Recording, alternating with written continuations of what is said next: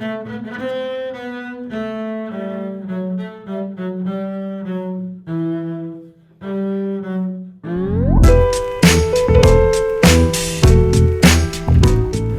on, it became clear to us that it probably makes sense for us to understand what we're sampling a little better.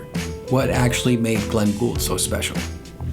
So we brought in our own classical musician. Yeah, I was doing auditions for orchestras and that sort of thing. I'm quite a passionate guy, so I would often get nervous at these sort of auditions and didn't really feel like they were a good representation of my actual skill level.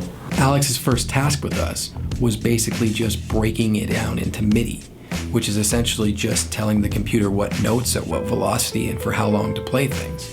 He would break down the samples into Gould's left hand, which was the bass notes, and Gould's right hand, which was the melody notes. And all of a sudden, that language barrier disappeared for us. Now we can understand it in our language and in our context. It's not just a matter of me taking the score of whatever he's playing. I have to listen to every single note and every single of his hums in the background and get it all mapped out so it works well in a hip-hop scenario.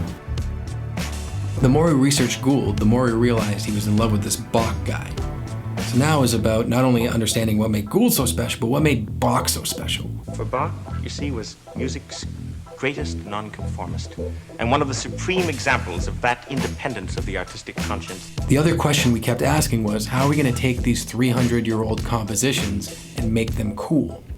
But once they were translated in a way we can understand, it wasn't hard at all anymore. The fact was, we didn't have to do anything to make them cool. Bach has some of the nastiest, dirtiest, ass-slapping bass lines known to man. This is a plausible analysis. What was really cool about it was the fact that now this brought something special to our compositions. Now we stood out all of a sudden because of these, what seems now kind of obscure bass lines.